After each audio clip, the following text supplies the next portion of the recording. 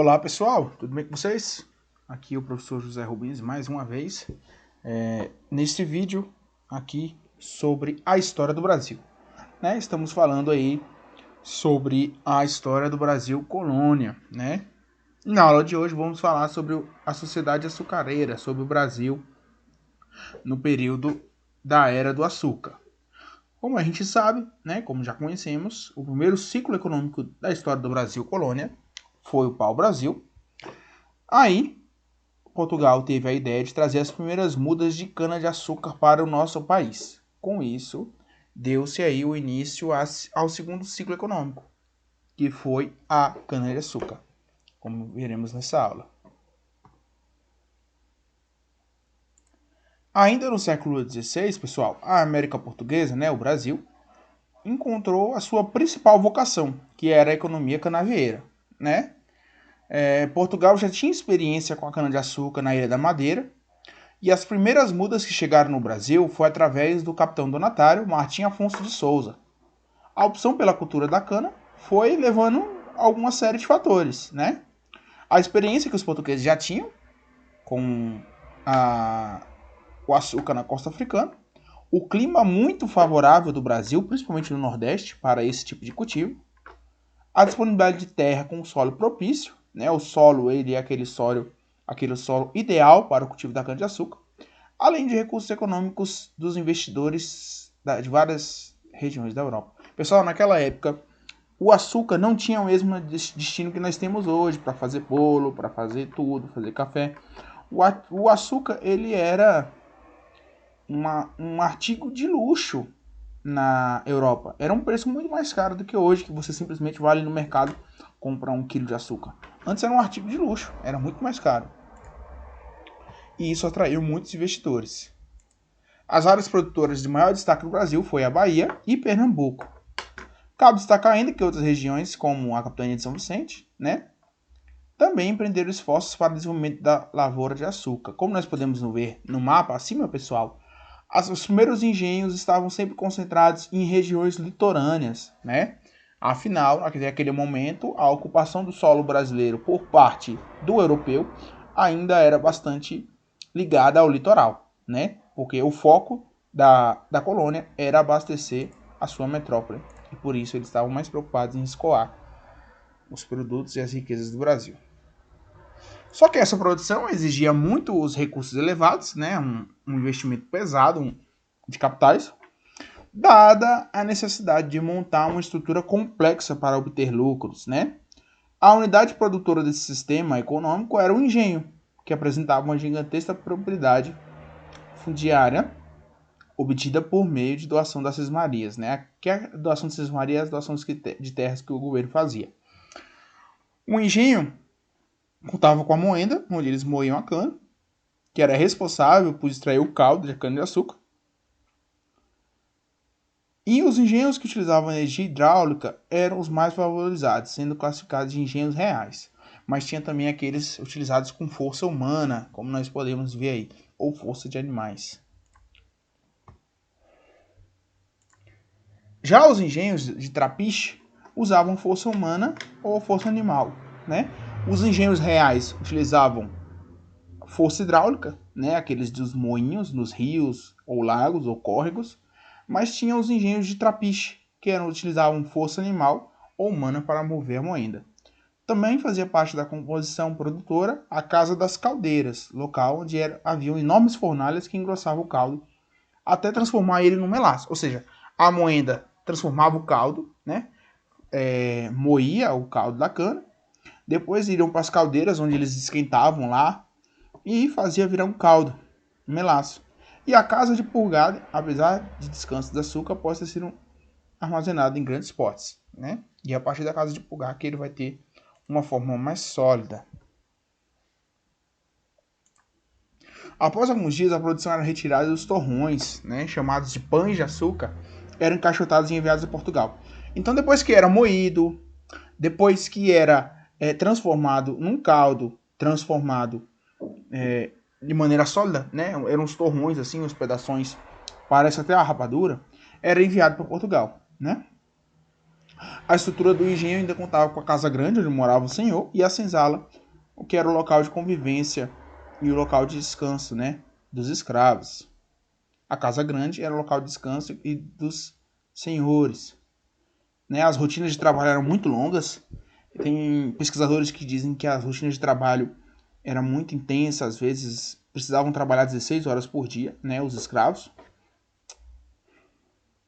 E a casa grande e a senzala, de uma relação antagônica, né, aqueles que têm poder e aqueles que não têm liberdade, simbolizam a hierarquia social daquele período, né? Aqui, como nós podemos ver nessa imagem, pessoal, isso é um engenho do século 17, né? Nós podemos ver aqui nítido aí como é que funcionava, né? Os setores que tinha em cada engenho. Então, como eu já disse para vocês, o elevado custo para a instalação de engenho era muito grande. Impedia alguns senhores de construírem um complexo sistema produtivo. Então, o que eles faziam? Eles moíam a cana em fazendas vizinhas, né? Pagando com parte da produção. Olha, eu vou moer essa cana aqui na sua fazenda e 20% do que eu ganhar de lucro eu divido com você, né? 20% eu passo para você. Então era uma maneira de utilizar a moenda, né? O engenho dos vizinhos, né?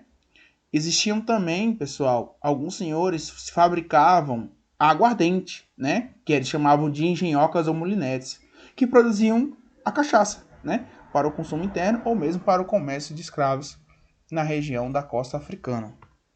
Beleza? Então os engenhos também não utilizavam apenas para açúcar, né? Algumas pessoas faziam rapadura, doce. E o exemplo aqui, a aguardente, a cachaça.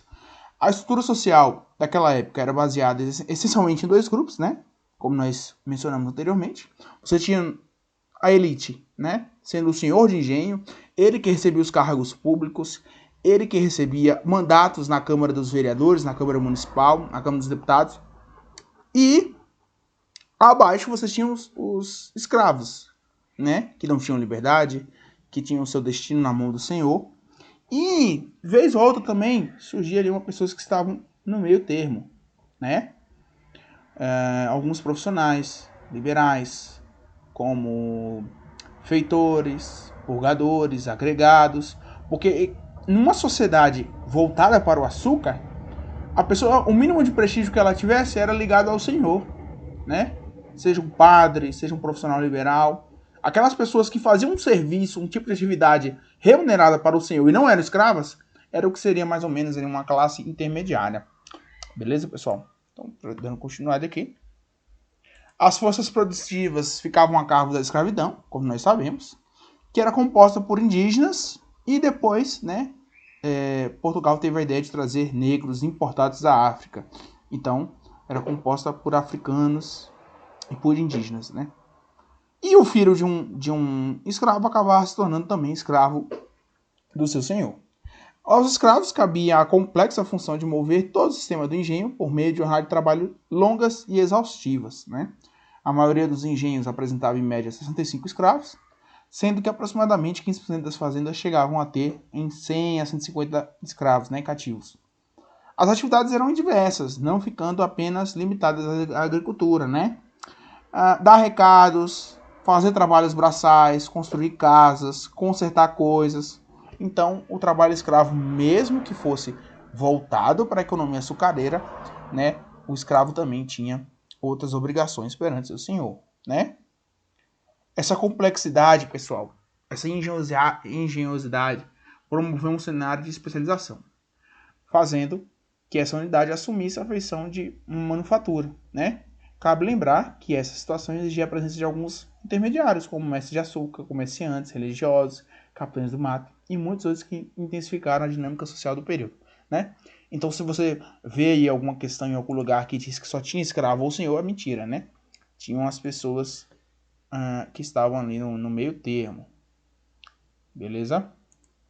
Então, como nós podemos ver aqui, né? Nesse esquema, tinha um senhor, o feitor-mor, né? Tinha também o apoio. Nesse apoio existiam os padres, pessoas licenciadas, o cobrador de rendas, de impostos, o caixeiro da cidade, o cirurgião, o escrivão, né? E você tinha alguém responsável pela manutenção, alguém responsável pelo transporte. Então era um trabalho também dividido, né? Como nós podemos observar nessa imagem. E sobre a economia açucareira. O comércio do açúcar, pessoal, brasileiro, apresentava uma curiosa complexidade. Por quê, professor? Após chegar ao reino português, os carregamentos eram embarcados para Amsterdã, nos Países Baixos, né, que é a atual Holanda. O local onde se processava a distribuição do produto solo europeu. Então, a participação dos holandeses na atividade do açúcar era tão intensa que durante o século XVII, os holandeses chegaram a invadir as colônias portuguesas além mar, após terem sido impedidos de manter sua influência devido às relações políticas do período. Tá? Então, quem cuidava do refino era a Holanda. O Brasil ainda não tinha a preparação para fazer o refino. Beleza? Os engenhos se espalharam pelo Brasil de maneira intensa nas primeiras décadas da colonização. Em 1570 já haviam sido fundadas 60 fazendas de cana, né? Sendo que em 1610 já eram mais de 400. Então essa expansão justifica uma longa lucratividade em associação com a expansão do mercado consumidor europeu. Beleza? Então nós temos que entender isso. Sem dúvida, a produção açucareira foi a mais lucrativa atividade econômica do período colonial português. Apenas como comparação, no final do século XVIII, mesmo durante uma época de crise da cana no Brasil, a atividade do açúcar mostrou-se mais rentável que a economia aurífera, né?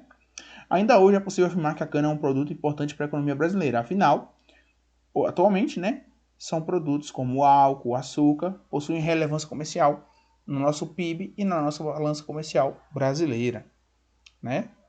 Então, olha como é que nós podemos ver a exportação no Brasil, né? Nós temos aí o açúcar, como vocês podem ver no gráfico, é o maior exportação, depois veio o ouro, né? E depois os outros, tabaco, algodão, couro. Então, a maior exportação do Brasil colônia foi de açúcar, como nós podemos perceber. Então, essas são as indicações para quem quiser saber mais. Obrigado por ter assistido e até a próxima.